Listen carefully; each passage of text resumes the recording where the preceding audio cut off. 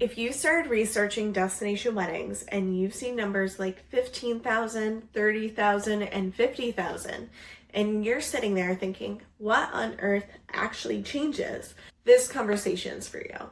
Because from the outside, it can look absurd.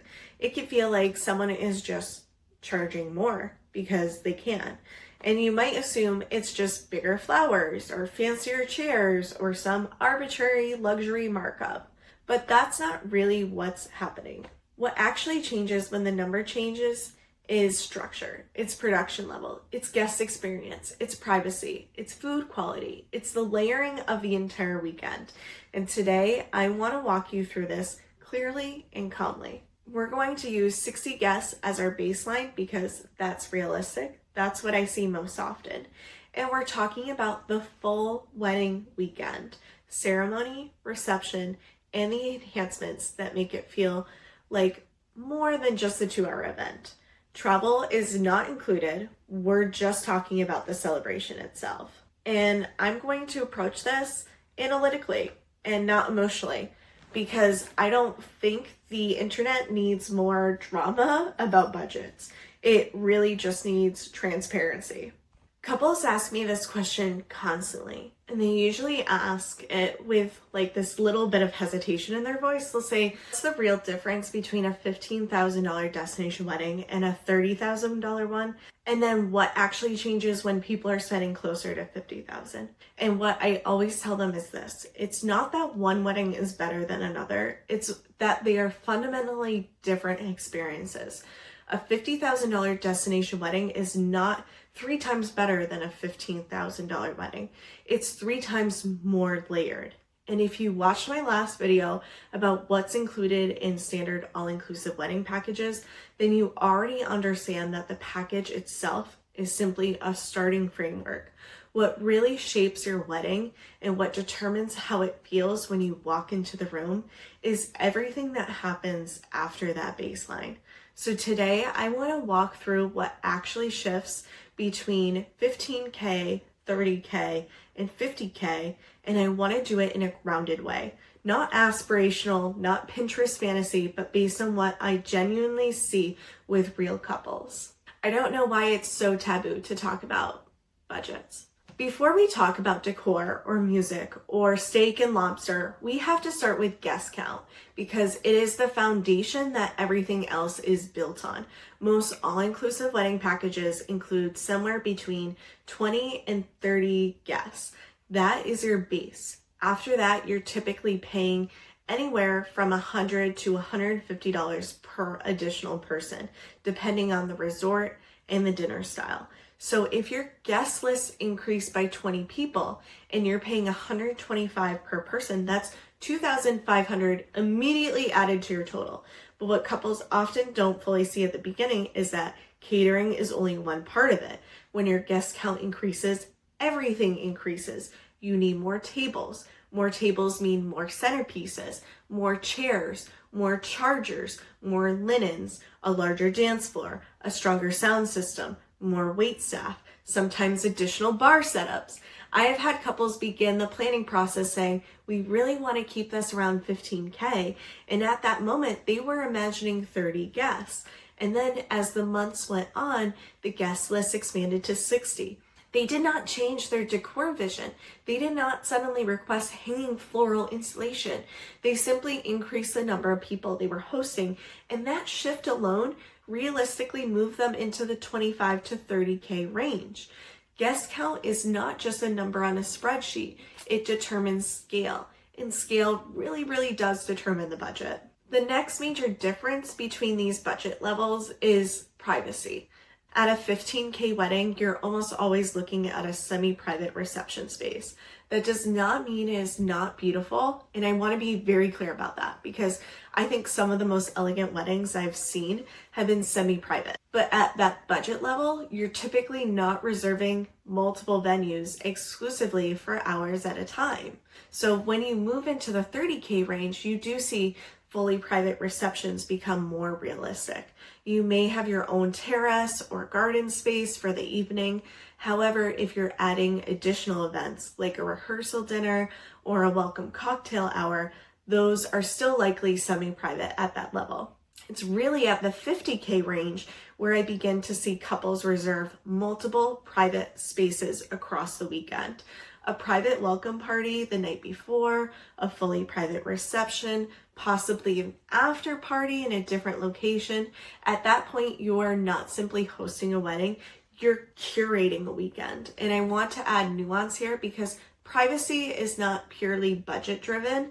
Venue layout matters. Some terraces cap at certain guest counts. Some venues are more secluded by design. So this is kind of where budget and venue selection kind of intersect. But generally speaking, the more exclusivity you want, the more you need to allocate for reserving space. Okay, now let's talk about decor because this is where couples tend to visualize the differences most clearly.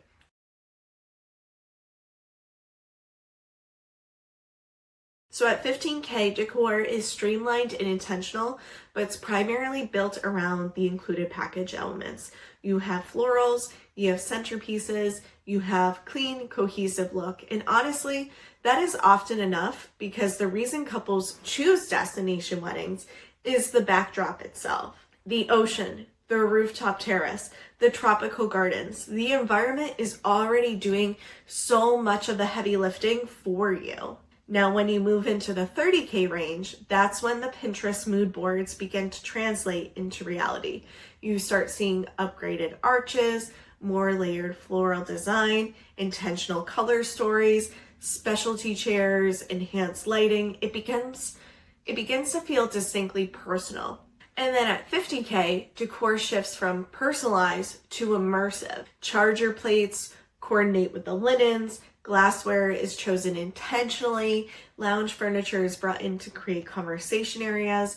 You may see hanging installations or custom dance floors. One of my couples incorporated custom shot glasses into their place settings. They were used during a tequila moment on the dance floor, and guests took them home as party favors. And that detail was not simply decorative, it was experiential. And at $50K, decor becomes part of how guests interact with the evening. Now, upgrades can technically happen at any budget level. What changes is how many of them can coexist. So at $15K, you can typically look at a DJ, standard photography coverage, and a beautiful but straightforward timeline. At $30K, you begin layering the experience. You might extend DJ coverage, add enhanced lighting, incorporate a live musician during cocktail hour, create a signature drink, and bring in a late night taco cart, which is my personal fave.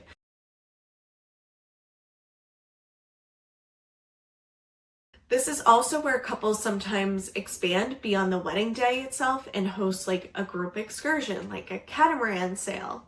At $50K, the evening becomes multi-dimensional. You may have a DJ and live musicians, specialty bars, interactive food stations, structured energy shifts throughout the night. It feels produced, not like in a performative way, but like in a very thoughtful, intentional way where transitions are designed rather than being accidental. Food also evolves across these tiers. At a $15K, food is celebratory. It may be buffet or standard plated. Cake is included. The bar is typically the package level liquor. But at $30K, menus become more curated. You might have a multi-course plated dinner or upgraded liquor selection. You might have a signature cocktail, specialty dessert bars, or late night stations. At $50K, food becomes part of the entertainment. You might have interactive stations, premium cuts like steak and lobster, wine pairings, custom cocktail menus designed specifically for the couple. The meal is not simply served, it becomes part of the memory guests talk about later.